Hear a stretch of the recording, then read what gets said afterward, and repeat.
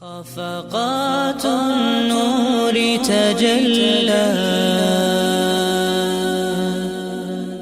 وشموس السعد أطلت